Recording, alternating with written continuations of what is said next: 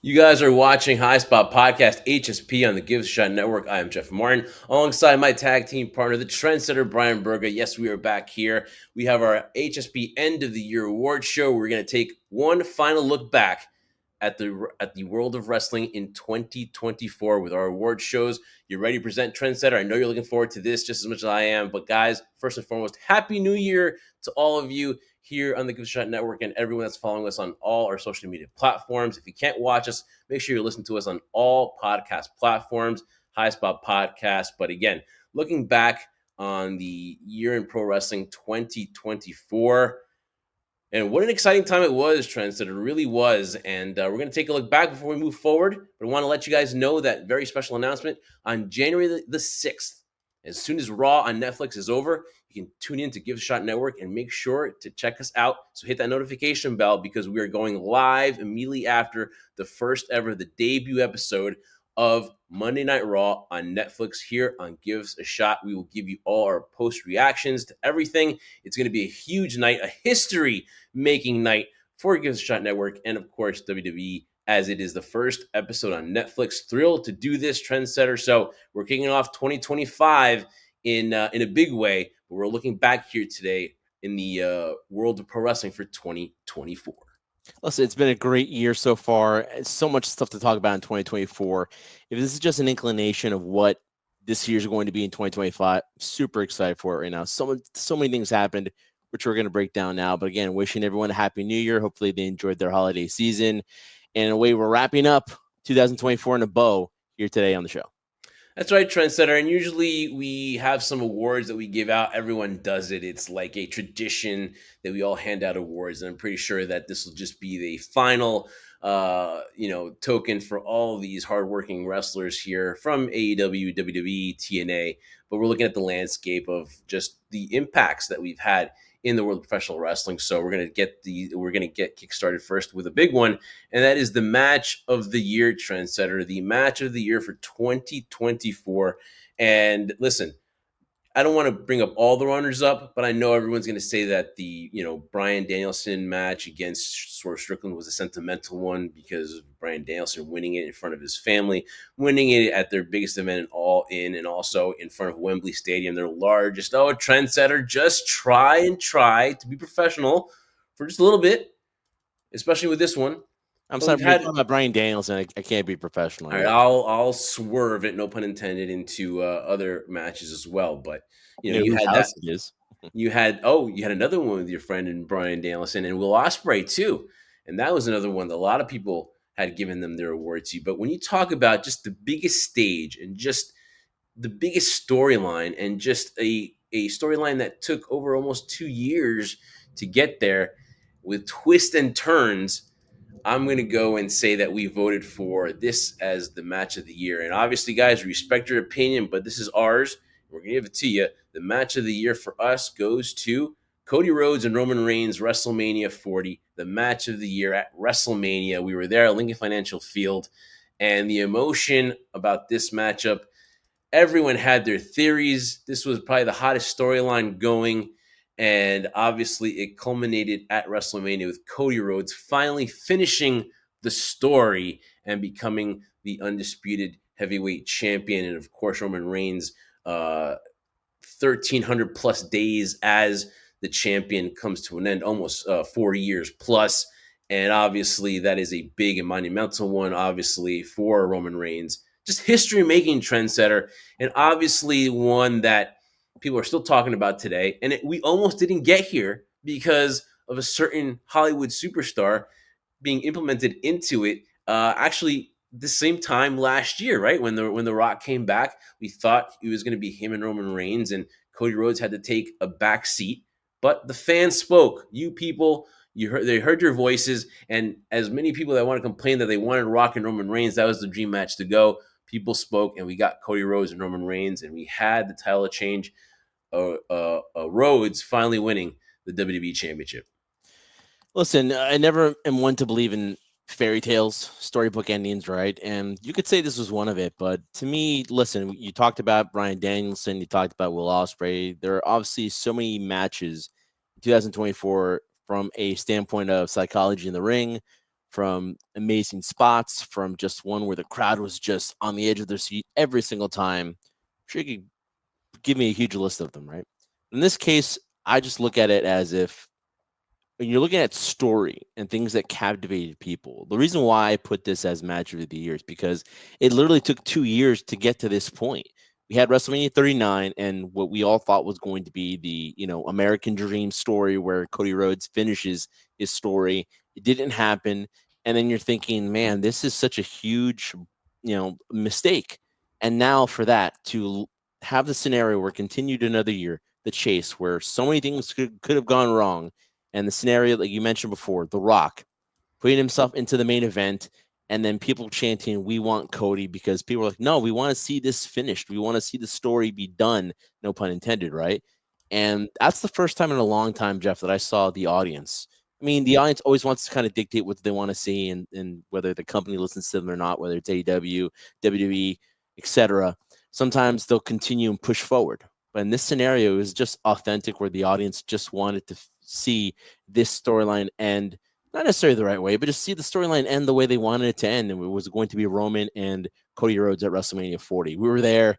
We were dealing with that cold weather. It seems like only yesterday that would happen, but I can still feel when I watch the replays of it, us talking about it now, I can put myself back in that spot and how a great moment it was. So to me, that was match of the year because the story, not necessarily the match, was so good. The match was great. Cody and Roman have great chemistry, I feel, but the match made sense. The story made sense, and we were all invested. We're all on the edge of our seats. I remember when he went down the ring, Jeff. You and I were like, "Is he going to do this? I don't know." And that's what makes compelling wrestling compelling television. Well, I think too that if you look at the other matches, right, you were left exhausted because of the physical of the match, right? The match being that good. Nothing away from Danielson Osprey, nothing away from Danielson and Swerve Strickland, nothing away from any other match that you think here. But I left emotionally exhausted because of just the whole story, just because of being invested in that story. Yes, the matchup was good as well, and then obviously you could argue the fact that that was probably the greatest match in WrestleMania history. Those last 5 minutes or 10 minutes was without a doubt cramming everything, every Easter egg that you saw, all the history, all the tradition, all into that 5 to 10 minute span.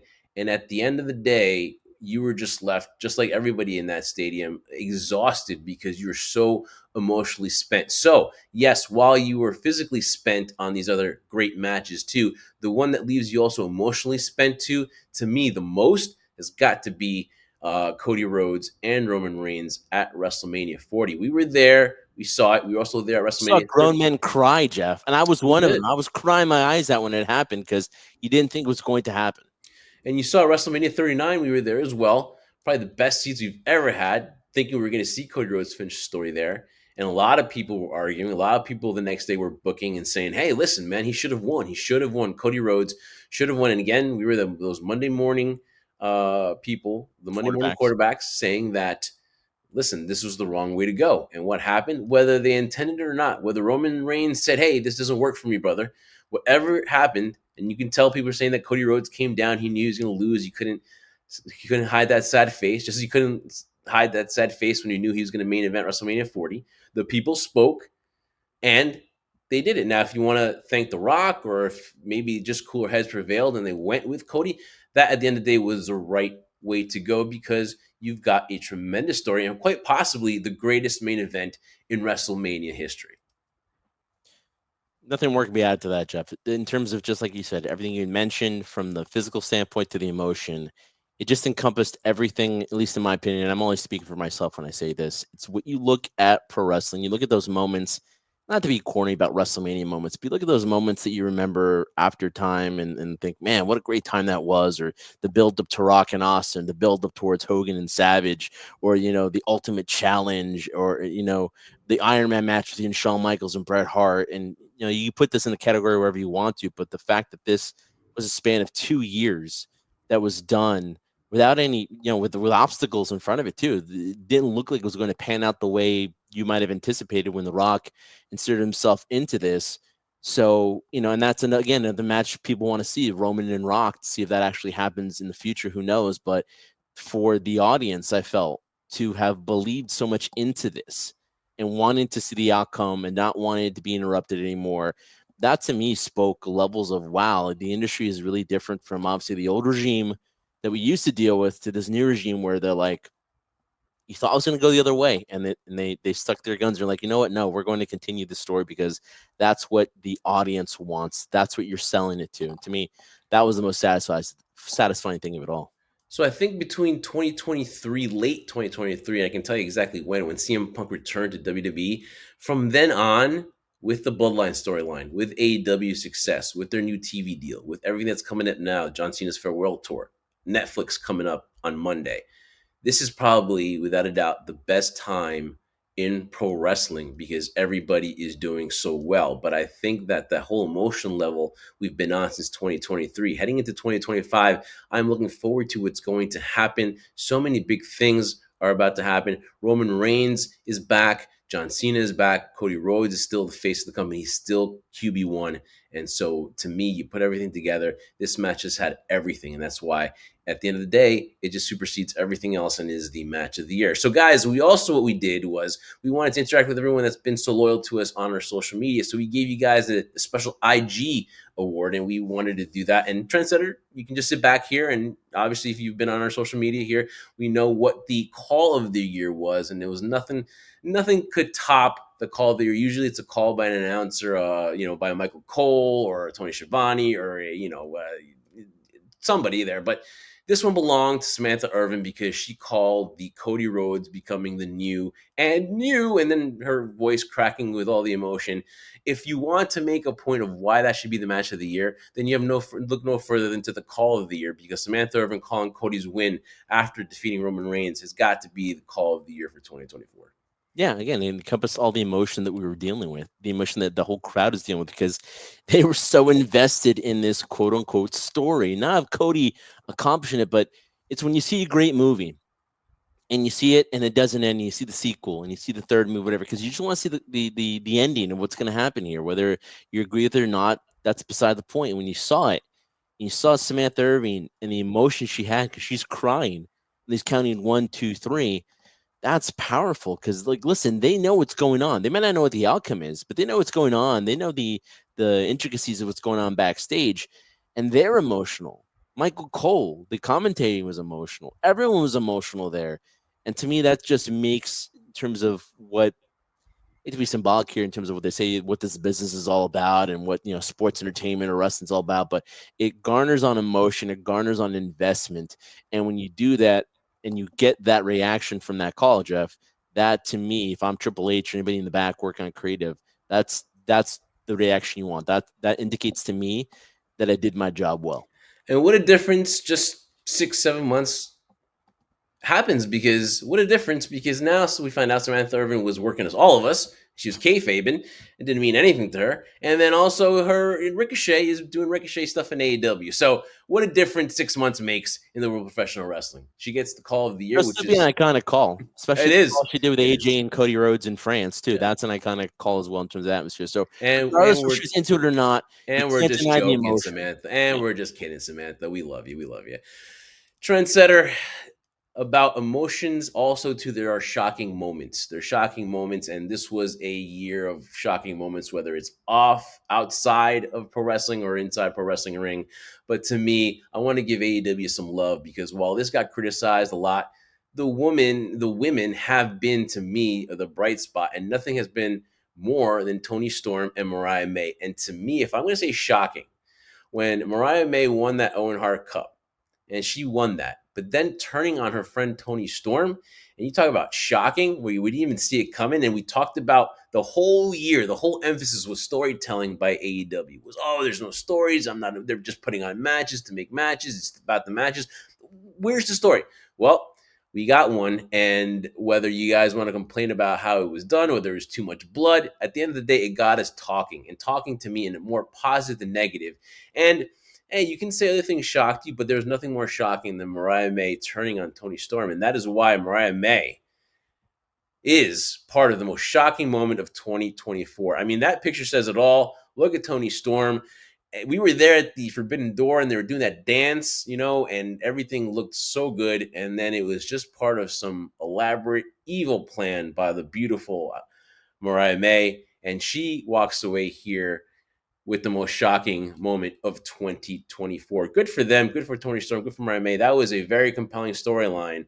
Maybe it ended too early for me, but at the end of the day, though, that to me was the most shocking moment of 2024.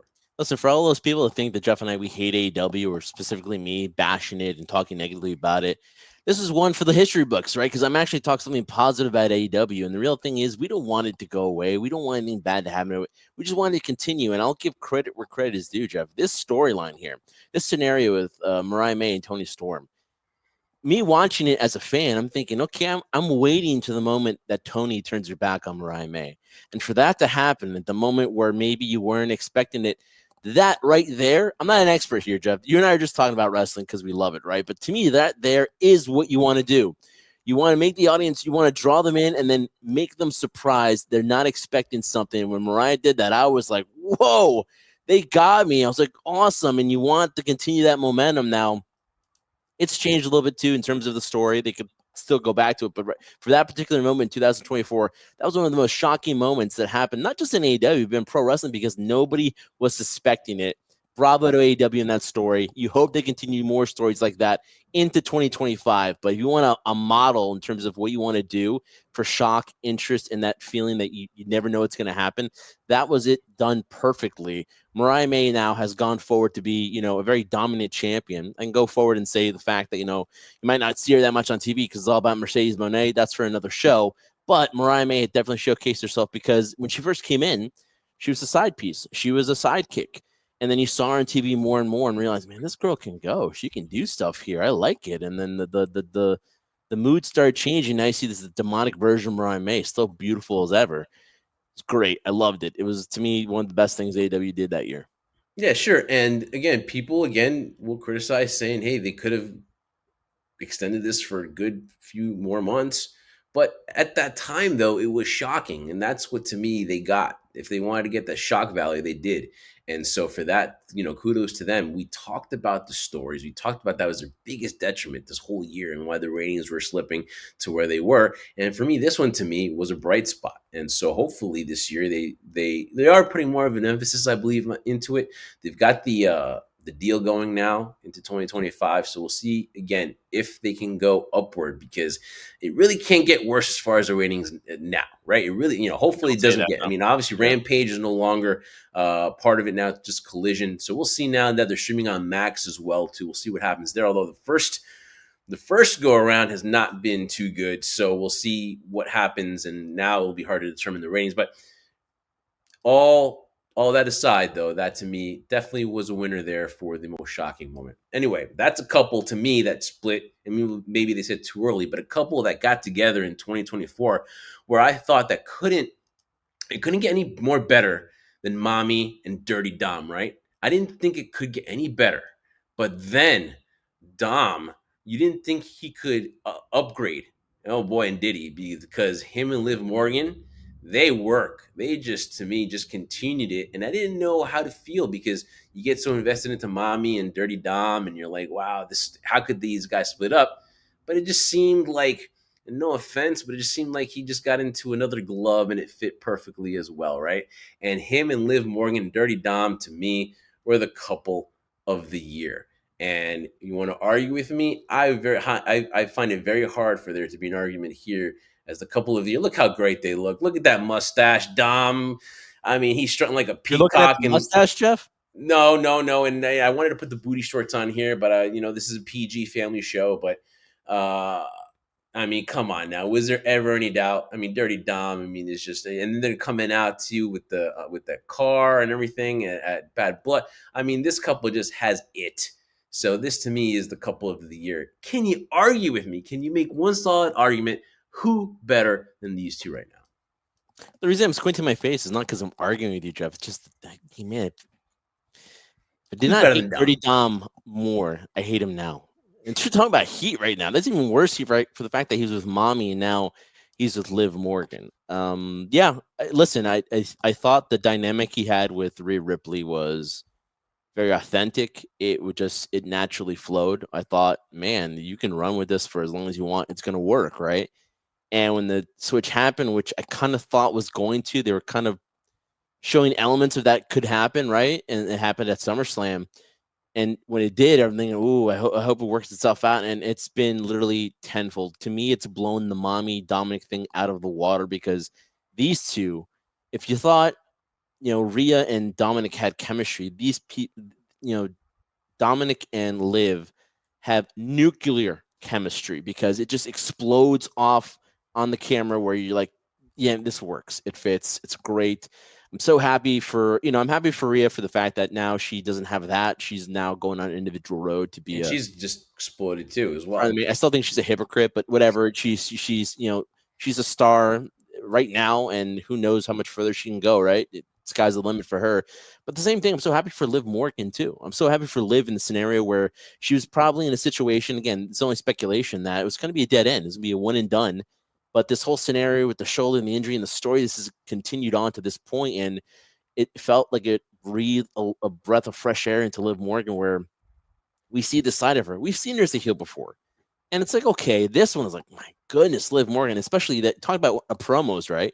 That promo she did when she was on she was in the audience and she turned and told Dom, a girl like me, showing her booty with that laugh. I was like, oh my God, look at Liv, the confidence this woman has right now. And for Dominic Mysterio, I mean, besides the fact that the mullet, I hate it, the mustache, despise it. That's what you want. I'm happy for Dominic Mysterio and the mere fact that he is now, in my opinion, no shadow of a doubt here, and correct me if I'm wrong, Jeff, has completely separated himself from Rey Mysterio. When you look at Dominic Mysterio, you don't think of Rey Mysterio anymore. He is his own man. He is his own entity. And for him as well, sky's the limit for what he can do. Because the biggest thing that he gets out of anything is a reaction from the audience, and he does it probably better than anybody. He's a top heel, no doubt, maybe the best heel right now in the business. Good for him too. And like I said, man, it just things happen organically too for Liv. Sometimes the injury that happens to Ripley was a blessing in disguise, and we'll get to Liv Morgan too because we will hear from her as well here. She's not she's walking away with a lot of hardware this evening, and then I don't know if you saw that on ET though. She's doing pretty well. Who's better than Liv now? Living on a farm, has a bunch of animals, has a huge closet, which I'm jealous about, and 7.5 acres. Wow, Liv Morgan is doing pretty good for a Jersey girl. So always gotta congratulate one of our own. So Liv Morgan and Dirty Dom, who better than that couple? I dare you. I triple dog dare you to come and tell me what was the better couple than them in 2024. Trendsetter, you ready for another one? Yeah. So far, how we doing here? I think we're doing pretty well because these are things that people might say, "Hey, we're leaning more towards WWE," but man, those were the things that people were talking about from early on to mid-year. We talked about this at the tail end of WrestleMania, Jeff. We're like, oh, there's going to be that lull period into the summer, and then things might change. It's up for grabs because again, it's still mid portion of the year, and it just kept continuing this momentum that WWE has been doing it like a juggernaut. They're just going full blast on, and listen, when you've seen what Liv Morgan has done, you've seen the scenario in terms of match of the year, the stories. This is where we start kind of implementing what we did during the show in 2024, Jeff, where like these stories are making more sense. It's not as predictable. There's still some level of predictability in it, but it's not as predictable as we used to have before. So that's what made 2024 exciting. I think we're doing pretty good so far. Let's keep on going, Trendsetter, because obviously there are matches of the year. Everyone's saying, "Oh, this to me was the match of the year." Obviously, we just talked about the men's match of the year, but we also got to give the females a lot of credit as we roll in here and we're showing the females some love because this podcast has been about giving the females love here. Really, really love women's wrestling. We're pushing for it, and it's made great strides. Look at NXT. Look at AEW. Look at WWE's Well, roster. you're watching Bringing NXT, Jeff. You're Bring watching. oh, I'm definitely watching NXT. Love you, JC Jane. Love you, Nikita Lyons. Love you, Julia. Love you, Stephanie Becker. Woof. The list just goes on and on and on. But Trendsetter, though, we got to give the females another love here with their match of the year. And I'm going to tell you this: we went to.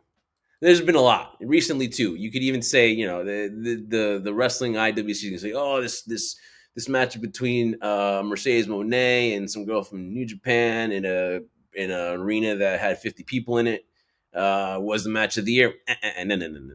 I got to go to Forbidden Door and in Long Island, where we were at the beautiful USB Arena, where we were actually covering it for Give It a Shot Network.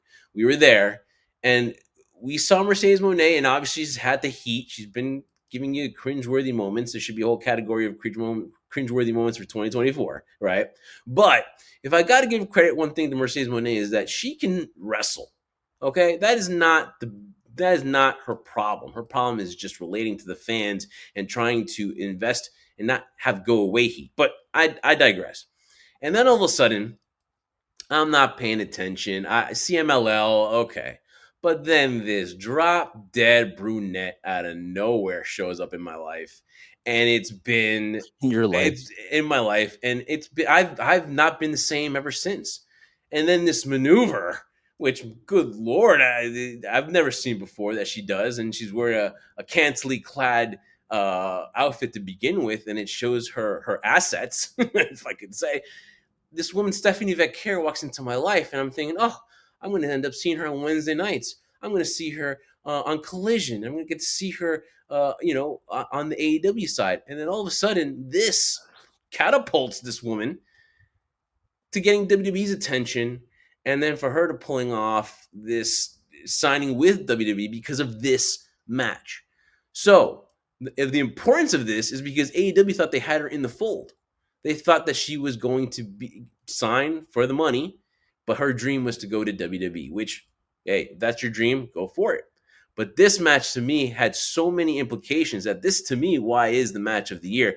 And that is Mercedes Moné coming into AEW, getting women over. Oh, and there she is. There she is. Look at those devilish Yeah. horns. Oh, Stephanie Vecchia. And now she's in NXT because of this, because she got Shawn Michaels and Triple H's attention, and she went to where she wanted to go in NXT. And now she'll be a huge mainstay for the NXT brand and their women's division. But Trendsetter, we saw this matchup. This matchup was really, really good, and she got a lot in, and she really impressed, I guess, the WWE officials because they had to get her. And she's in WWE NXT, and Mercedes Moné showed that, listen, she still has it, and this was, to me, the women's match of the year. Yeah, listen again. To piggyback off what you were saying before, I'm not taking anything away from Mercedes Moné.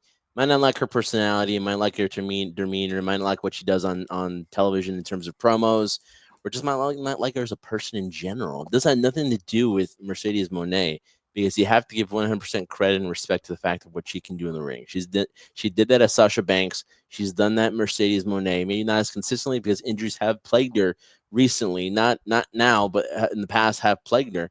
But this match was amazing. It was awesome. And again, for people who didn't know who Stephanie Valkyra was, I mean, unless you're a diehard wrestling fan, you knew who she was. But for the general audience, they didn't. And I'll give credit to Mercedes. I know from a healer standpoint, she'd be like, oh, I made her.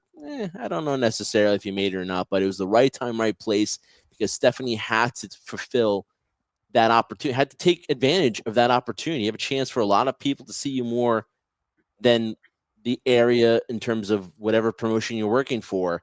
Oh, we You're saw an more area, all right. globally known.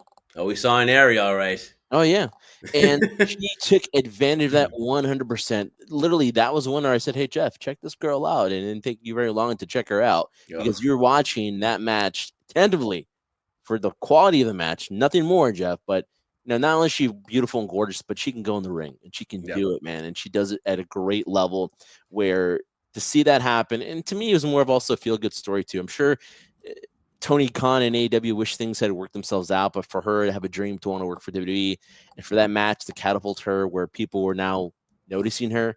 And that's all we always want in life too. Not to get too philosophic here, but we always want an opportunity to showcase our skills, our abilities, so people can see it. WWE valued it. They had talks, and then she had an opportunity to work for them. Took a while for her debut to happen, but again, great things take time and are worth the wait. And Stephanie definitely was worth the wait. I'm so happy for her. That's not also just a match of the year. It's a feel good story for Stephanie in terms of what she's had to go through to get to this point in her life, where now she's on the NXT brand with all the other females you had mentioned. In terms of that's a women's roster, man, that anybody wishes they had right now to work with. And to see where she's going to go in the future, that's the best way of describing it for her. But yeah, that I looked at that, I was like, man, I haven't seen a match like that in a long time from a women's standpoint. And to me, early on in the year, we saw that, and I was thinking, man, it's tough to say that's it, but to me, it was for the year of 2024. Yeah, I mean, to me, you got to think about this too. Like I said, not only do you look at the matches, right? Because there were other good matches like Statlander and Willow with Yeah, what they did. Mercedes Monet and Chris Statlander. Again, obviously there was a lot of good matches, but you talk about the implications, the effects afterwards that happened. This matchup was a turning point in a lot of ways because WWE has made this effort to get all the best women possible onto their brand. And to me, NXT now, to me, right now is all about the women's show, if you ask me. Simply put, right now, It's fair to say. it's the woman's show. It's the woman's brand.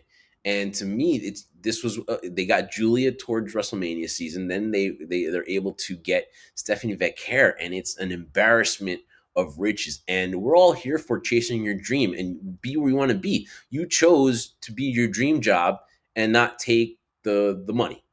Fine, that's great. And we wish her success. And if she had stayed in AEW, then she would have been great there too. So obviously, this was a matchup that opened a lot of eyes, and we congratulate Stephanie Becker and Mercedes Moné too, because the doubters that said it was a bad couple of months start, it had to be quiet a little bit because at least for that night, she was all about doing what she did in the ring. Even though she got the win, she still was able to put Stephanie Becker over. All right, Trendsetter, we talk about breakthroughs. Obviously, that was a breakthrough for Stephanie Becker, but we want to talk about breakthrough performers. And let's talk about breakthrough performers on the men's side because we also saw a lot of partnerships this year. Of course, AEW's with New Japan, but then we got this partnership that we were like, whoa, okay, this definitely is a new era in WWE. We got the NXT WWE TNA partnership. And for a guy to come in and win Moment of the Year for NXT, that really is making a huge impact. No pun intended, because he got a lot of views. He got the most viewed video there, about 8 million people watching Joe Hendry's debut. And that's the guy to me, even though there's the Braun Breakers of the world and so many other people. Joe Henry, for what he's did, it's been an organic thing. He's done it. And to me, no one's had a more breakout year than Joe Henry. And that is why I believe, Trendsetter, I believe in Joe Hendry. What you say? Uh, I guess I'm joking. No, I'm definitely excited for him. I'm excited for him, but I'm also excited for the fact that we saw a partnership that not a lot of people expected to have, and we knew what the partnership was like with TNA and AEW.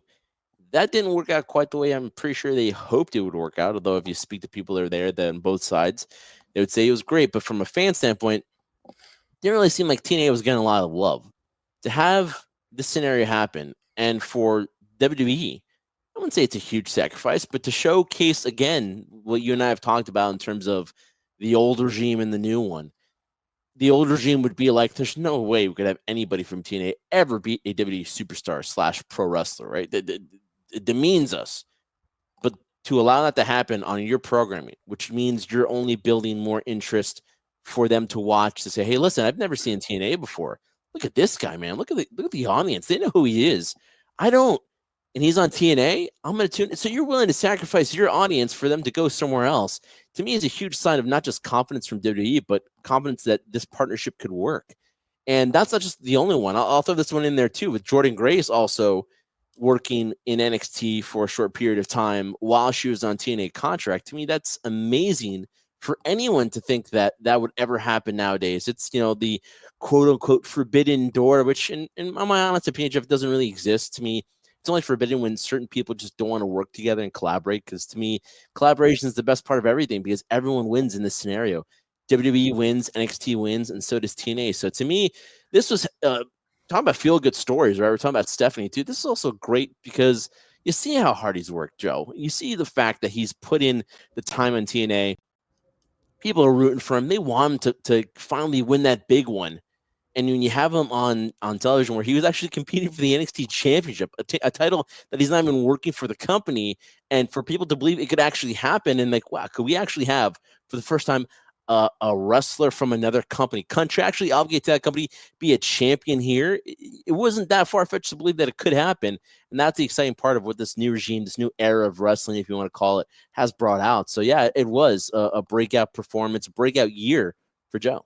So now, obviously, the partnership's kind of plateaued a little bit. We'll see what happens if they continue it heading into 2025. But TNA is definitely much better position as they are. Now, they have lost a few wrestlers because they've asked them to take pay cuts, and we don't know what that's about. Perhaps they're going to have an injection of new blood come in to the company, which, if that's the reason, then fine. You have to, cut losses here and there.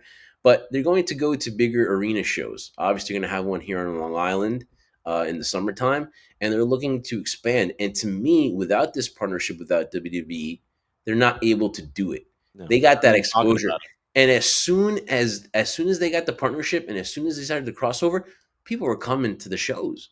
Now it. the Yeah, wrestling is good, but you need the word of mouth. You need that word. Oh, this guy Hammerstone, dude. He's from TNA. Whoa, this guy's big. This guy's like a mini Brock Lesnar. What's this guy about? And then they're gonna go to TNA and watch him. And this partnership to me has left TNA in a much better spot. And I don't want to harp on AEW, but what's going on with New Japan? There's this wrestler named Gabe Kidd, and his gimmick is just to me like a rebel saying what's on his mind, kind of like Stone Cold Steve Austin to a point, right? But he's telling to me the truth of what it AEW is about, and they have ripped the cupboard bare in New Japan. And now that excitement for Wrestle Kingdom, for Wrestle Dynasty, it's coming. It's not the same, and you're supposed to leave a company better for it. And I think, say what you want, criticize WWE about being the monopoly here. They've done a good job here with TNA, and I think they're in a much better place heading into 2025. Translator, whose future would you rather have? TNA heading into 2025 or New Japan heading into 2025? listen, there's no question I'd rather have TNA's future here. But here's the difference too. I mean, as much as we want to talk about the collaboration of companies working with each other and WWE and TNA working really well and the AEW New Japan not working well either, or sorry, not working well in this context too, where it's not making them better off. But Jeff, another huge thing too that I want to talk about is the fact that when you look at New Japan Pro Wrestling, and let's go back, let's say 5 or 6 years ago, how exciting it was to watch that when you had these Tokyo Dome matches and you're like, wow, the start of the year, can't wait for the Tokyo Dome Wrestle Kingdom. Then it became a Yeah. two-night event. Then AEW started. And what I came to realize pretty early on was the fact that New Japan, as much as I love them, this isn't disrespect, it's more of just a critique where I wanted to continue, I wanted to succeed. They just haven't gone about creating new wrestlers or creating new talent in the way that before they kind of had, you could say, a plethora of talent to go for in terms of young and up and coming people from the dojo. They're like, this is going to be the future star. This is the next Okada. This is the person that's kind of like Kenny. Whatever you want to say. You had Will Ospreay there, and now it just doesn't seem like they're really relying on their legends to continue New Japan Pro Wrestling without continuing on of building newer stars. TNA has done the exact opposite. They lose people, but they work very hard and they do a very good job, I must say, of allowing people to see other people in terms of developing new talent. And that's what you have to do. Now, you can't obviously be like WWE or AEW. We can acquire talent and they want to come to you and you can pay them a good amount of money, because at that point right there, it's a who's who of who you can get and acquire into your locker room. When you don't have that ability, you have to build and create newer stars. And I think TNA has done, at least this year in 2024, and probably last year as well, has done an amazing job of continually building new talent. And that's why New Japan's wrestling. They haven't been able to do that. See, I think what TNA does is they work on a budget, so they have to be careful with who they get. And a guy that goes under the radar is Nick Nemeth, Dolph Ziggler. Here's a guy that I don't know why AEW did not take a chance on him or sign him. Maybe they're just, maybe I don't know. I'm not gonna say it's money because obviously if they wanted to, they'd spend for Dolph Ziggler and Nick Nemeth. But this is a guy that signed with TNA, and it's been so much better because of it.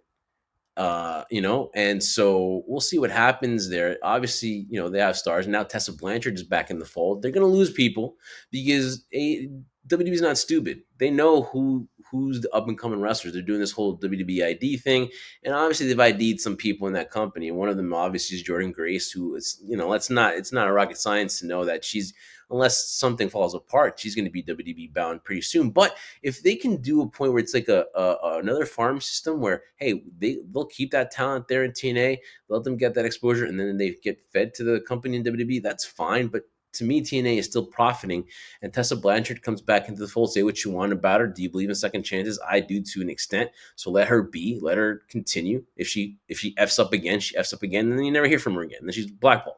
But she comes in. Jordan's probably on her way up to WWE. So it works in a way where TNA is still profitable and they're still talking about him. And I think there's going to be big things there. And Joe Henry, to me, eventually will become the TNA heavyweight champion. So that to me is just, again, just not the instant gratification, but slow build to that position. So TNA to me is a much brighter future than New Japan Pro Wrestling. And then just look at the gates, look at everything they're doing. Good for TNA. And we hope that New Japan is able to rebound because we love watching those shows. I remember staying up till 2 and watching New Japan Pro Wrestling, even having a password for New Japan World. Or on our way to work watching it on our phones because we wanted to see Wrestle Kingdom. So I'd be Yeah. at work watching it while I'm trying to not get in trouble for watching. Yeah, that's awesome. So we had the men, and let's talk about the female breakthrough because I'm very high on this person too. Obviously, just by her looks, just jump off the page too. It's not just about looks, but it has an aura presentation.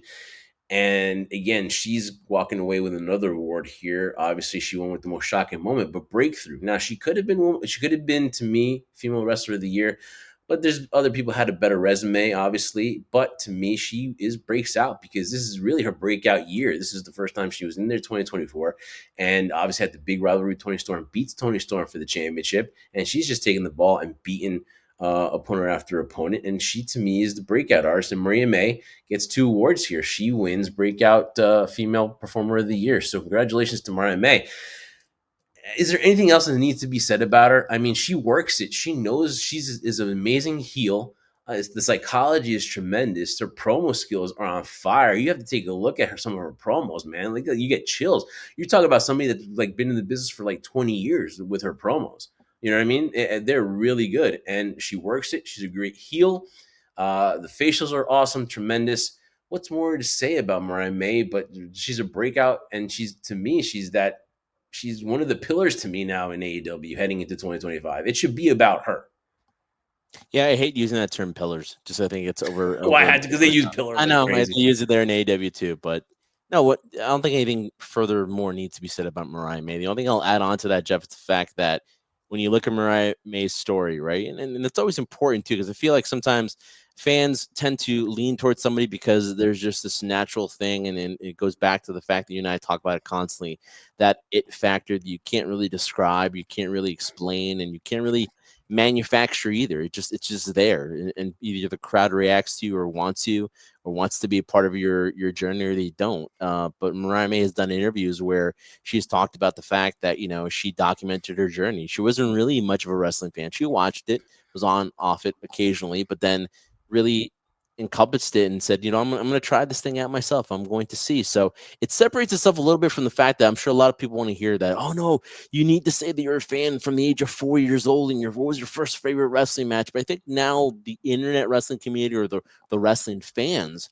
are more forgiving of that, because when they see the person put in the hard work, and you've seen her in the journey she's had when she's traveled over the country, and especially what she's done in Japan, and the great quality matches she puts there, and then she shows up and has the opportunity to be a part of a brand new company in AEW, and to me flourish right from the beginning, because there's just something about her that was uniquely different than everybody there. And listen, this isn't, again, I'm not trying to bash AEW, but I would define anybody to argue with me that since the inception of AEW, if you put aside Britt Baker, who to me, whatever you think about her is what it is, but the quality of opponents that Mariah May has to work with aren't at that level, unfortunately. She had a great match with Toni Storm, and I feel like what she's doing right now is she's showing her dominance. She is literally that one person that nobody really can compete with. Now, I'm sure a lot of people say, well, you have Mercedes Moné. Yeah, but they're really separating the two of them. They're not really trying to interact because they're trying to do their separate things. And believe it or not, they're actually, in my opinion, AEW is focusing more on Mercedes Moné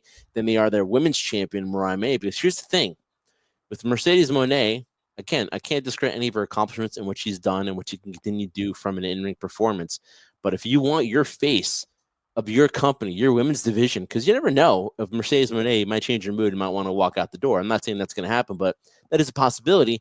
You have Mariah May. You don't want to blow that opportunity, because this is the face of your women's division that you can do so much with And to me, that's what's so exciting to see that she's the breakout performer here of 2024. Because if this is only a small glimpse of what we got from her, I'm really excited to see what 2025 has in store for her. I honestly believe this is a division where there should only be one champion, and if it were me, I would keep them champion until All in Dallas for that big Arlington show, and I would basically just have them one on one unify those titles and make that one to me make the women's champion.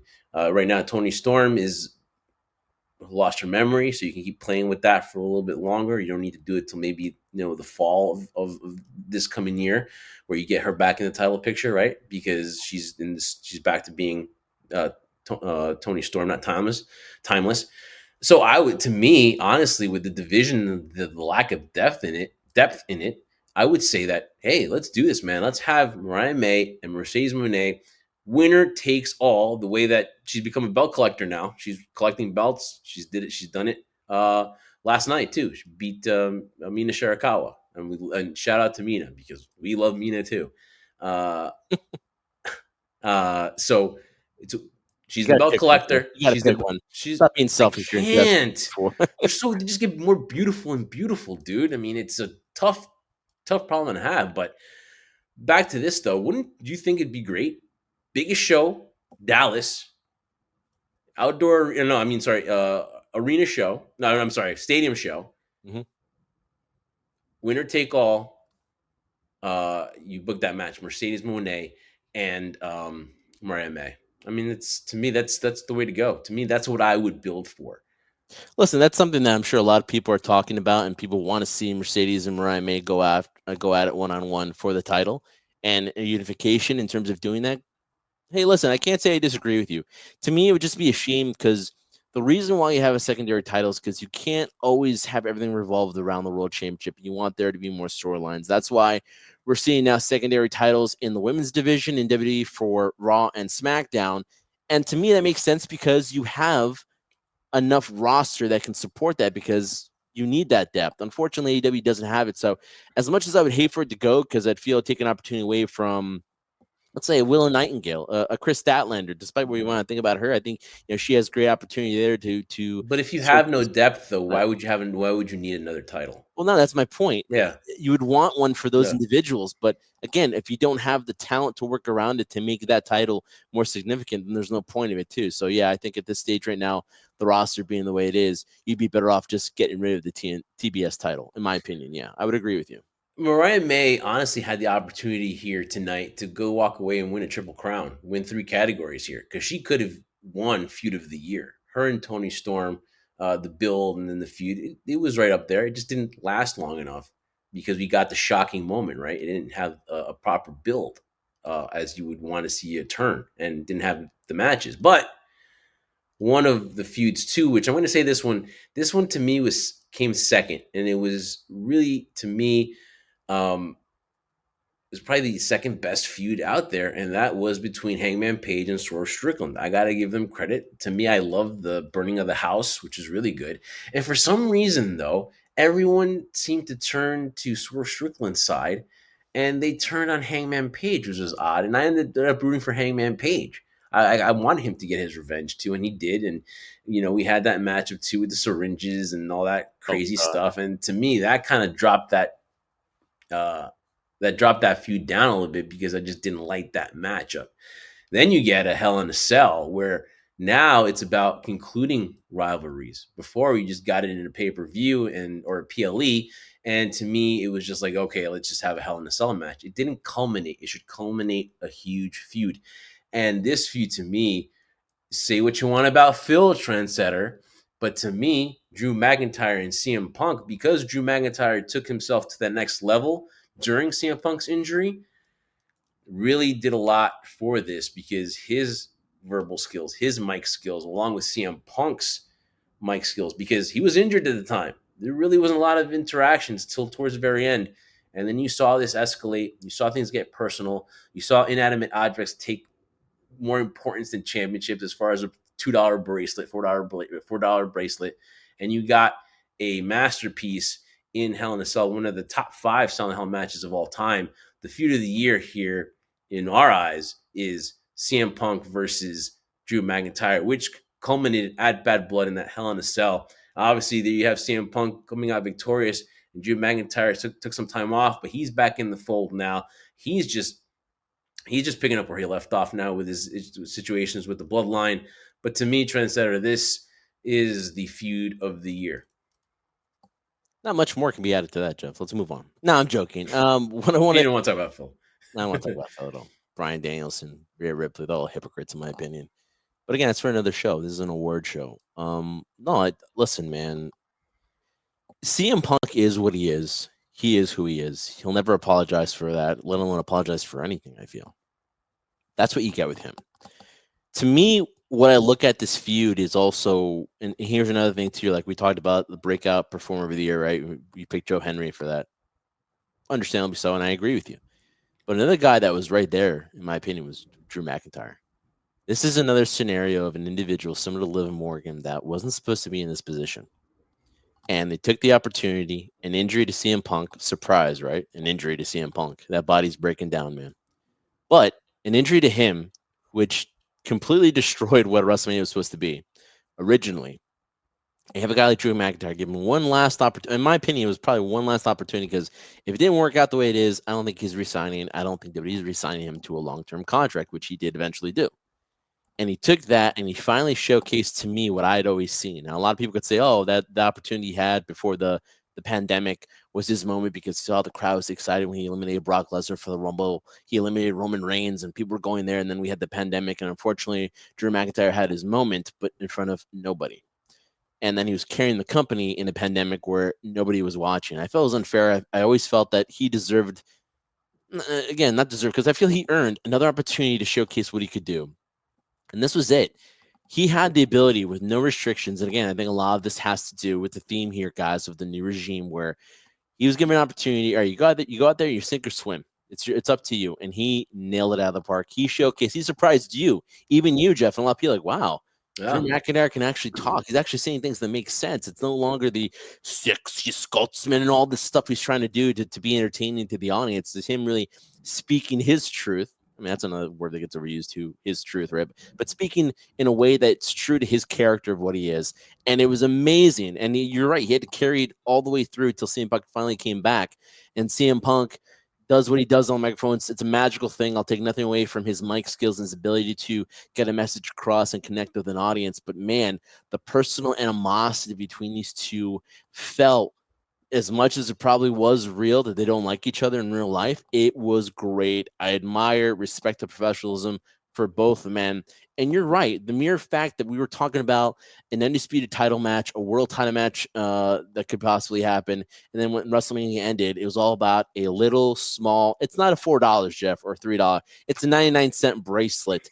And that was the focal point and story behind it. Again, I still think in the whole story, similar to what you said about Swerve and Hangman Page, right? Where, man, people are actually rooting for Swerve and Hangman. What's going on here? People are actually rooting for CM Punk, which in all reality, he was the hypocrite one. He was the one that started this whole damn thing. He didn't have to do anything. And Drew was the one that people should be feeling for.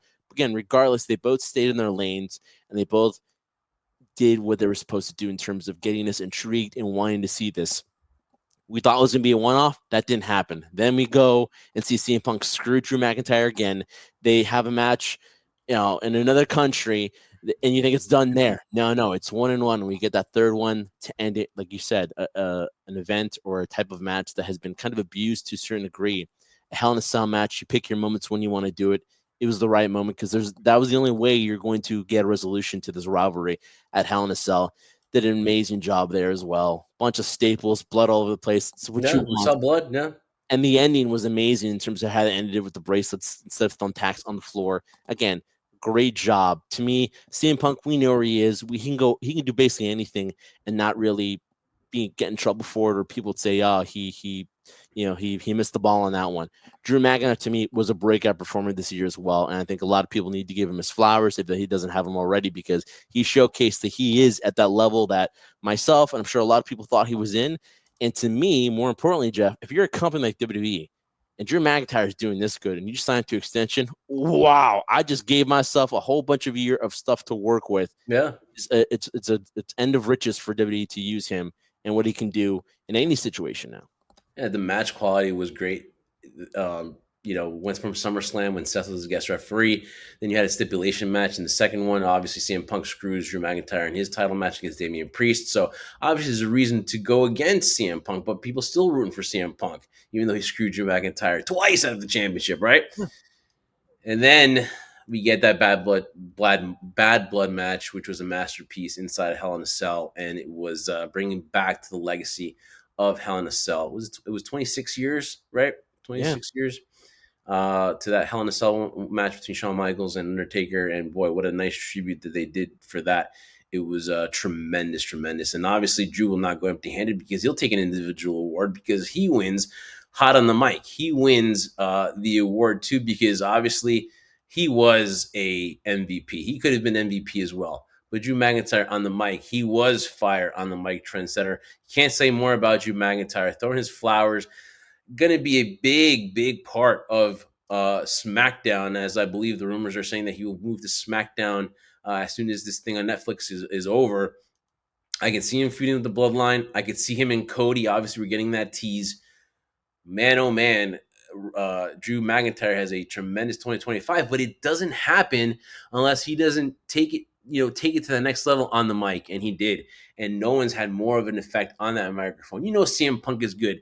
Seth Rollins recently, his promos have been good because you get that Seth Rollins, you don't get that wacky guy, whatever with suits. You get a real Seth Rollins. They've He been still wears good. the wacky attire though. Let's Yeah, put it there. they've been good, but superseding everything because again, the impact of the mic skills and where it took him to a new contract. It took him to winning WrestleMania. It took him to this feud with Sam Punk. It took him to all these things, and now Drew McIntyre is an important player in WWE because of it. So he was firing the mic in 2024 and still is. His promo on SmackDown was tremendous. He is just taking it up another notch where we always thought he would. He's not constricted by a stupid sword. He's not constricted by the Scottish psychopath. No, he is Drew McIntyre, and this is where he's belonged. And congratulations to Drew because you obviously have done it your way and you're doing it. Yeah, and that's the way I really felt, Jeff. A lot of the talent that we've been talking about have done it in 2024. And just to kind of wrap that up here, when you look at a guy like Drew McIntyre, Liv Morgan, even a Dominic Mysterio, a Joe Henry, right? In this case, a Mariah May. They all have what we've seen, at least from my perspective in 2024, has been one particular thing that I hadn't seen before. Now, granted, confidence can be done in two ways. You can be confident in your abilities in the ring and confident that no matter in what situation you're going to be put in, you're going to knock it out of the park. And that's what I've noticed with all these individuals has been confidence. The ability of, hey, we spoke about this last year as we were previewing, WrestleMania, and we are talking about the historic mark of what Roman Reigns had accomplished in terms of being champion, right? And I told you, you look at him now, and it's amazing when you see individuals finally not necessarily embrace themselves, but come into themselves and be like, I know who I am. That's what you saw with Drew McIntyre. That's what you saw with Mariah May. That's what you've seen with Liv Morgan. That's what you've seen with Dominic, Joe Henry, all these individuals, because they have showcased the fact that they are in their own little path in terms of they know who they are, and they're just showcasing that, and it's working ridiculously. So I think that to me in 2024, I've seen all these stars that I've mentioned. I'm sure I'm missing some right now too, but have Tony Storm. I can't believe I'm forgetting her. Tony Storm, someone who a lot of people thought, okay, she does this. She's kind of a symbolic of things we've seen from the past, and do the timeless Tony Storm thing. Give her flowers as well. Has encompassed a lot of um, things she had to deal with the WWE when she left. But again, in 2024, you're just seeing this level of people kind of taking the ball and running with it and being successful in it, or more importantly, Jeff, and I'll finish with this, not afraid to fail. And that's what I admire most about these people in 2024. Obviously, not afraid to fail because you got to take risks. You got to take your risks to get anywhere in this business. You got to take chances. That's what they've done. All right, trendsetter. Listen. So obviously, can't say enough about these wrestlers, but also we're talking about the PLE and the pay per view of the year because obviously WWE calls it PLE and still pay per views to the world of AEW and other companies too. So to me, honestly, and obviously we've talked about this in the beginning, it's the impact of this event. Obviously, All Out is the is huge. All In is huge for AEW. They have their shows. Obviously, TNA has theirs, but one encompasses everything. It's now 2 nights, and it's going 2 nights forward, and it's going to be 2 nights in Vegas, and you're going to get crazy matches too. There's the speculation already about the matches for WrestleMania 41 in Vegas already starting to take shape. Triple H says he kind of knows what the matchups are going to be. But anyways, to me, the defining pay-per-view, probably the greatest WrestleMania of all time, is WrestleMania 40. And hands down, to me, that is the pay-per-view PLE of the year. WrestleMania in Philadelphia this past year super exceeded everything. It broke records. It continues to do so. I mean, Philly wants it badly again. Obviously, it was logistically, it was good, just not weather-wise and everything, but successful everywhere they go. WrestleMania, it's now it's causing SummerSlam to be 2 nights, and then eventually Royal Rumble's going to be 2 nights, then Money in the Bank, and so on and so on. So, Trendsetter, can you think of any other PLE pay per view that was as impactful and significant as this year's WrestleMania was? Because I don't. I don't either. And the only reason I'm saying it's not because it's just WrestleMania, but what's happened, especially for this one, WrestleMania 40, is just everything worked besides the weather. Everything Yeah, worked in the besides the weather. sense that every single match, whether the match was pulled off as a success or not, is a completely different other story. But every single one had something behind it that you could get invested in, you can look into. I think that's a lot that we have taken for granted nowadays because it's been so easy to be like, oh, you put these two individual people together, fantasy booking, and you're gonna see some great moves and you're gonna see some great spots, and it's gonna be back and forth, and it's gonna be like an amazing video game, right? There's nothing wrong with that. And there's nothing wrong for people that like that as well. I like that too. Sometimes I like the fantasy book and just on paper, you're like, wow, it's gonna be amazing, right? Sometimes it doesn't live up to it, sometimes it does. But for this WrestleMania, it just seemed like, and I feel like we say this for every WrestleMania we're fortunately a part of, that you just feel the atmosphere. Like, wow, this is amazing. This WrestleMania 40 was not stupendous.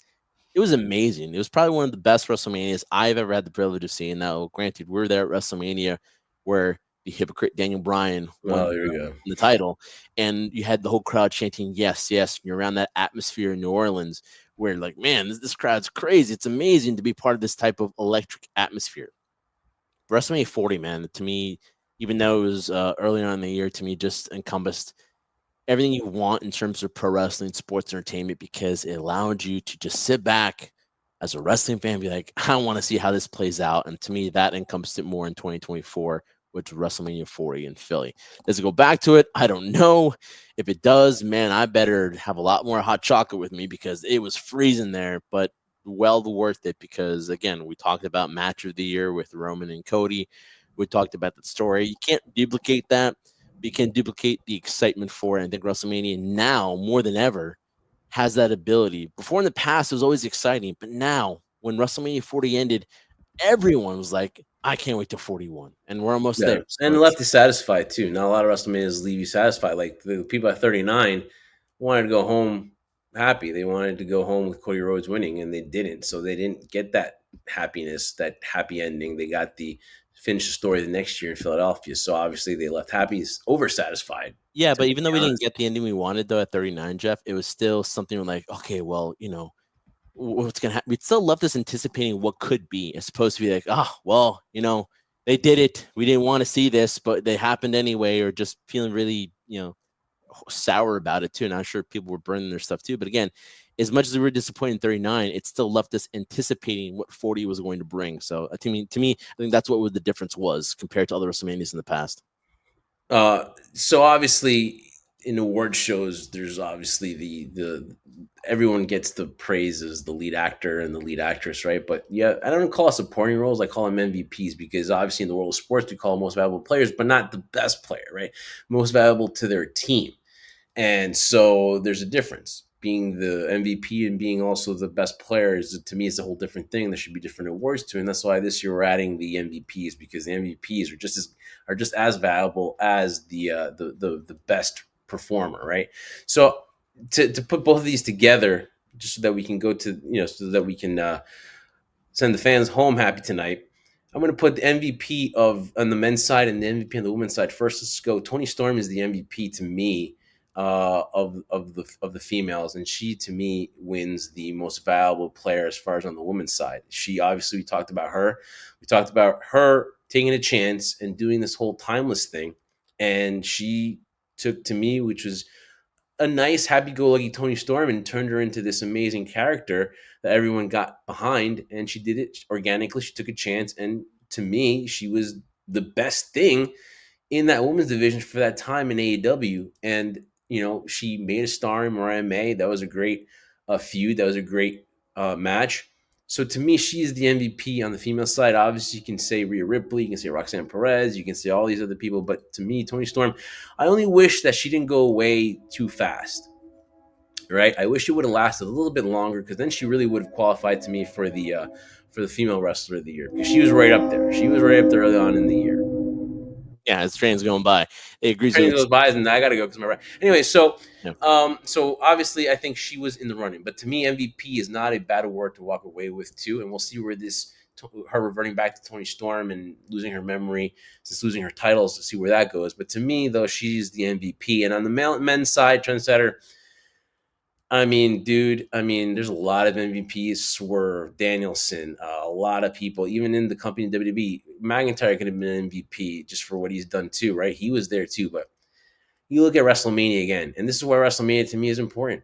You had a guy there who had a torn meniscus, had a very bad leg, and not only wrestled once, wrestled twice, and then was part of the main event. And he comes back in the Shield, and you see a burnt out Seth Rollins towards the end, doing it for Cody Rhodes, doing it for the business, and then taking the time off. But not even to mention that he's the first ever world heavyweight champion, right?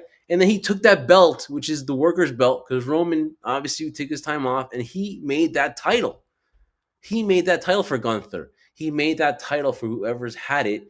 Damian And to Priest. me, and Damian Priest. And to me, it all goes on his shoulders. And now he is going to be in a huge matchup on Monday against CM Punk, and his mic skills when he is that Seth Rollins, the serious Seth Rollins is tremendous. He gave it to CM Punk on Monday night, and I'm looking forward to what happens on the debut of Netflix. Seth Rollins to me is the MVP of 2024. You just go back to WrestleMania, and that says enough. To me, hands down, Seth Rollins got my respect a lot this year, dude, and he is the MVP on the men's side. Yeah, there's no question about that. I mean, going back to Tony Storm, I think 100% she is the MVP because not only, I mean, close to being female of the year, but the mere fact that when she debuted in AEW, it was ugly because of how she left WWE, and people were saying, "Oh, is she committed to this? How could she leave WWE? She's going now to a company." And early on, it was exciting, but it really isn't going anywhere. And then Tony, I wouldn't say out of nowhere, comes up with this character and does amazing, and the crowd can't get enough of timeless Tony Storm, right? And then when you revert back and we go to Seth now, it's another scenario too where we all knew how good Seth Rollins was, right? And you debate whether you like him as a babyface or a heel. I think he's better as a heel than anything, but this version of him has worked out because it really felt at that point that Seth was still trying to figure things out because as a blue cut babyface, it didn't work out. And then he was the architect, and he was the the visionary, the this whole Jesus Messiah type of character. And now I think he's figured it out. People love it. It's kind of a Joker vibe, and people love the unpredictability of what Seth can be. Crowd reaction doesn't really bother him, and you're right. The ability of him to go one-on-one with CM Punk, similar to what Drew McIntyre did, and really give it to him. And I think that's what's the best thing too. And listen, this is where I'll give CM Punk his flowers as well. CM Punk has had the ability of making people either step up to the plate and do better and live up to their potential, or even go and surpass it, or they're going to sink and fall down flat in their face. We saw what happened in AEW. We saw in the past with CM Punk and the old regime in WWE how that worked itself out. In the scenario, Seth Rollins has showcased not only his ability to, again, no matter who he's in the ring with, to allow you to want to see him and see him perform and see him go through whatever storyline he's going through, but also at the same time, like you said, to do something for the company, to look past himself and the fact that he had a bad wheel going to WrestleMania. And he wrestled twice and then had to be part of the main event. God knows how much pain and discomfort he was, but he wasn't going to complain because he said, you know what? This is my job. I love this company. I want to do this. And to me, he will always have my ultimate respect for that too. So to me, Seth is definitely MVP without a question in 2024. Resigns with the company. And two, one thing too that CM Punk is that he can break you with his promos. And there's two people, and it just shows you on one side what happened in AEW, and it shows you the two guys that did not break but got better because of it is Seth Rollins and Drew McIntyre. They did not break, and they were able to stand toe to toe with God, right? As far as you know, and CM Punk said that, and they were able to get past it. And now look where they are. Look where Seth freaking Rollins and Drew McIntyre are. And obviously, I cannot wait for CM Punk and Seth Rollins coming up on Monday Night Raw. And guys, again, real quick before we get to the main one here, we want to tell you this coming Monday, as soon as Raw is over, tune in to Give a Shot Network, like and subscribe, hit that notification bell for our post show, the Raw post show, the first ever Raw on Netflix. It's going to be a huge night. You already know the matches. We will be with you guys immediately after the show is over with our take, our post show, doing this on the Give a Shot Network YouTube. We will be on all the social media. We'll be on the Facebook, on the IG Live, on every social media platform that Give a Shot is on, and looking forward to doing that and our reaction to Monday Night Raw from LA at the Intuit Dome. We will recap a historic night in professional wrestling where WWE makes their premiere on Netflix. So it's going to be a huge night, a I just huge hope it week. doesn't buffer. That's all I hope for. Let's hope not. And so now we get to the male and female wrestler of the year. The female wrestler of the year trendsetter is, we talked about her in the beginning. You can't say enough about somebody who took advantage of an injury in Rhea Ripley, and then say what you want about her wrestling. I know she gets criticized for it, but it's not just about the wrestling, guys. Look at the other things that she does. The heat that she gets, that organic heat. It's not go away heat, guys. It's not Mercedes Moné cringeworthy heat. It's heat. And then she gets put on with somebody else that gets major heat in Dom, and they become this couple that to me supersedes Mommy and Dirty Dom. Liv Morgan with her championship and then winning that title at overseas in Saudi Arabia, becoming the first ever. A lot of accomplishments for Liv Morgan, and then she's got a big one, probably the last woman standing match with Rhea Ripley on Monday Night Raw. So she has ascended into that top level. And I remember going back to a couple of things and seeing her in a promo with Charlotte, and Charlotte cutting her off, and Shane McMahon saying, "You go back. No one wants to hear you." To go back to that, and now look at her. Amazing. Kudos. To me, no one's done it better. Liv Morgan is the female wrestler of the year. Congratulations to Liv, a Jersey girl who's done it. Look at that championship. And she could be saying goodbye within a matter of days, because she could lose that to Rhea Ripley. Man, trendsetter, kudos to Liv Morgan. Mad respect. Congratulations. Yeah, I mean, I don't think I can add anything more than we've talked about during the show in terms of Liv and what she's done, and just basically taking the opportunity of something that, in my opinion, was going to be a one-off of this Liv Morgan revenge tour. It was going to end the way she wanted it, to have that develop, and for the company to have the confidence within her to say, you know what, let's give this a shot. Let's take a negative in terms of Rhea Ripley injuring herself legitimately in her shoulder, and let's see what we can do with it. And for her to have that sense of confidence, which I think she always had in herself, but like you said, you go back to old promos, you go back to what she did when she defeated Ronda Rousey, and as much as people were rooting for her, I don't really think they believed her, regardless whether it was a feel-good story of her, cashing in Money in the Bank and stuff like that. But this version of Liv Morgan, I believe, I'm not Joe Henry. I believe in the fact that Liv Morgan has figured out who she is in terms of what she brings to the table. Like you said before, you can critique her wrestling all you want. It's not the greatest, but it's not the worst either. But what happens is it allows you to Everything see else. everything else. It still tells a story. It's not going to be a 5-star Dave Meltzer 5-star, 6-star, 7-star, 8-star match. She'll never win 3 stars, but she don't need that, because she gets You don't 5 need stars that everything else. because she Yeah. has that strap. She has the belief of the company behind her, and whoever she's in the ring with, it's great because they want to see either her lose or her win. Again, this isn't a scenario similar to the CM Punk, Drew McIntyre scenario where it's like hypocrites. People are against Liv Morgan when it's actually a Rhea Ripley who started this whole thing, and yet people are on her side. It goes in so many directions, but again, it allows you to be invested in it. So I agree. She's the female performer of the year. And this is just the tip of the iceberg for Liv Morgan. Oh my God, it's amazing.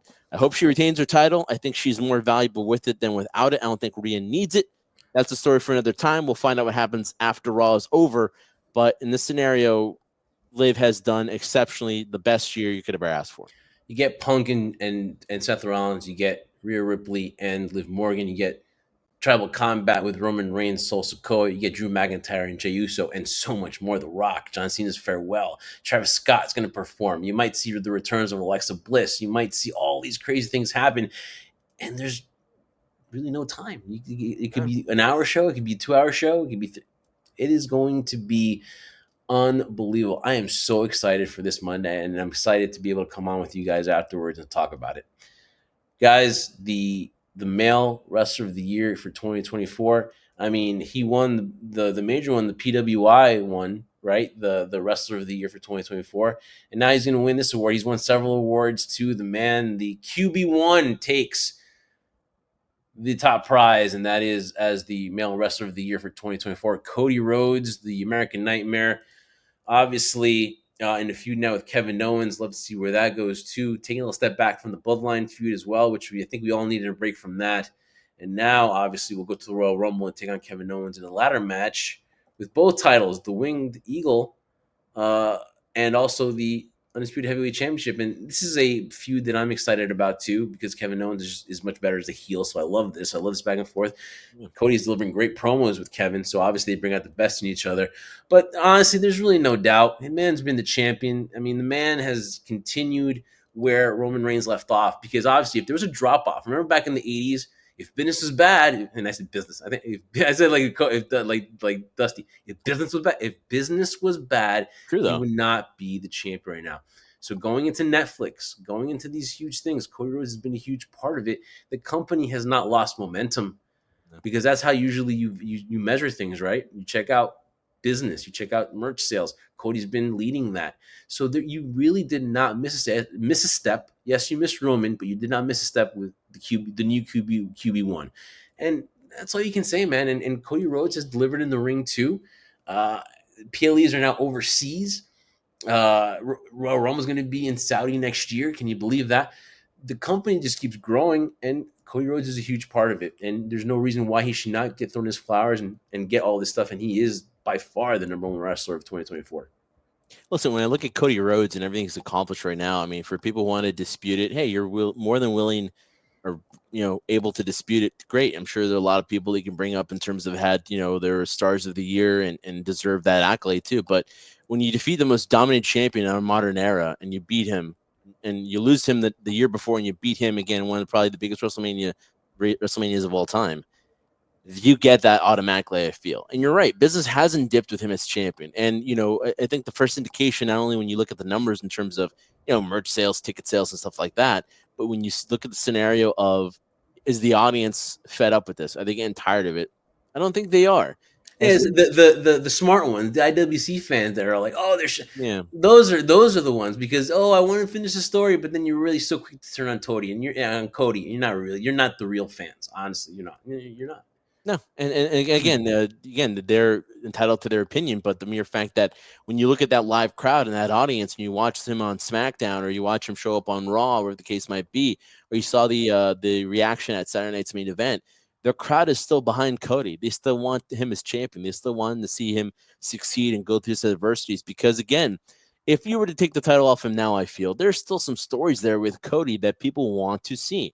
A Randy Orton, a Rock.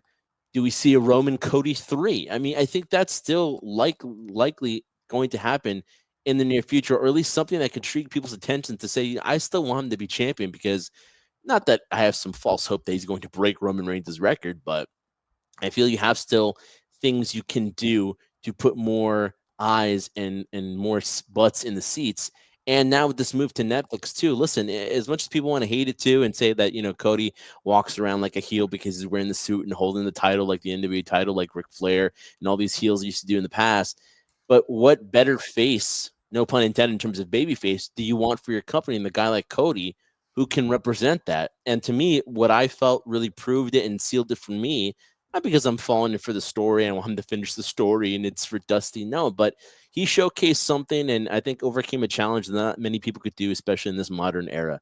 That he actually, after losing at WrestleMania 39, made you still invest in him. That he was the champion without the title. That conversation you had with John Cena, where like, how do I get to your spot and level? And John told him, you have to make them care and you have to be the champion without being the champion. And he did that. I think he did that successfully, which is why at 40, that ending ended up happening. And I think it's still been success so far. He leads the Diddy as the QB1, like you said, into this new era that we're going to see on Monday night for Netflix. And sky's the limit, not just for Cody, but in terms of like you and I have talked about before. Like, listen, we've lived through, and I'll date ourselves during the Attitude Era. And we thought that was one of the greatest eras of all time. And I would always defend and fight people who said, oh, the Ruthless Aggression era, that was better. Like, hey, don't ever speak to me again when you say things like that, blasphemy. But we're going to an era now, Jeff, where with social media being the way it is, and just everybody's ability to go on their cell phones and just look at and absorb stuff back way before the tape trading days, we've surpassed that ridiculously. This is a new era in wrestling or professional wrestling or sports entertainment, whatever you want to call it, that is like no other, and it's going to be historic once Raw, the Netflix show happens on this coming Monday. And again, as Triple H said, I don't think we've seen anything yet. Right. Well, yeah, we haven't. So a lot to look forward to with that as well. And yes, Cody Rhodes, obviously. Think about this, trendsetter. 2 tests to me. He had to be that champion for the 1 year with the title. Yeah. And now he had to follow Roman Reigns. He had to follow Roman Reigns. And he has very successfully. Say what you want to say. Obviously, you can doubt the man. You can whatever. Any lesser man would have failed on that aspect. Any lesser guy would not have been able to handle the pressure. And he's got to do that other stuff, guys. He's got to do the media. He's got to be the face of the company. He's got to kiss the babies. He's got to do all that stuff. And that takes a toll, right? It takes a toll. And he's done it with a smile. So congratulations to Cody Rhodes. Congratulations to Trendsetter. Great awards show. Remember, guys, one last time as my train keeps coming in here. It keeps waiting for me to tell, hey, Jeff, you got to get on that train and join us this Monday night after Monday Night Raw on Netflix. Trendsetter and I will be here with your Raw post show on Give a Shot Network. We will come on and give you our analysis and our takes on what's going to be a history making. Whatever happens, right? But it's going to be history making. It's going to be big. It's a big era for professional wrestling as it moves now to streaming and Netflix. And it's going to be a big night, Trendsetter. We'll have the coffee on, and we'll definitely going to need it to as we come on 11 o'clock Eastern, maybe a little after, maybe before that. Who knows? Depends on how long the show is going to be, but it's going to be a monumental show, Trendsetter, a monumental award show. So, guys, make sure you follow us. Hit that notification bell right now as you're watching this. God bless you for making it through this award show, I know, but hit that subscription notification bell. And also make sure, and Trendsetter, see you breaking me, Trendsetter. You breaking me so easily.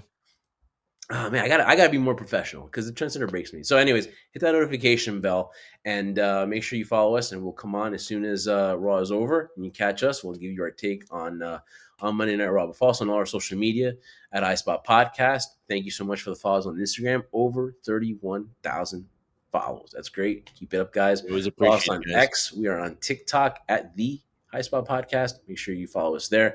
So many things coming up, Trendsetter. I am Jeff Martin. My co-host is Trendsetter. Wrap this up as only the winner of the best wrapping up for 2024 could do, Trendsetter. Wrap it up as only you can. Well, Jeff, I thank you for giving me my flowers. I really appreciate it. I would say I'm honored, but I'm not surprised because I do deserve it. But guys, thank you so much for watching this episode of the High Spot Podcast. Again, for Jeff Martin, I am the Trendsetter Brian Berger. Thank you so much for listening to us. We are and forever will be the Jersey Wrecking Crew. I mean, you can't take the boys out of Jersey, and I don't think we ever will. But repping Jersey, live. Repping Jersey, call me. Jersey.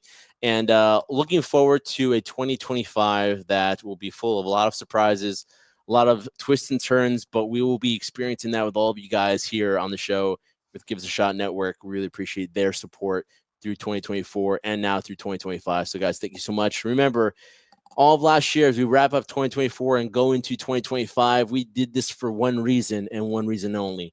We did this for you, the crew. We'll see you Monday night, folks. Monday night, right here, Give Us a Shot, right after Raw on Netflix. We'll see you there.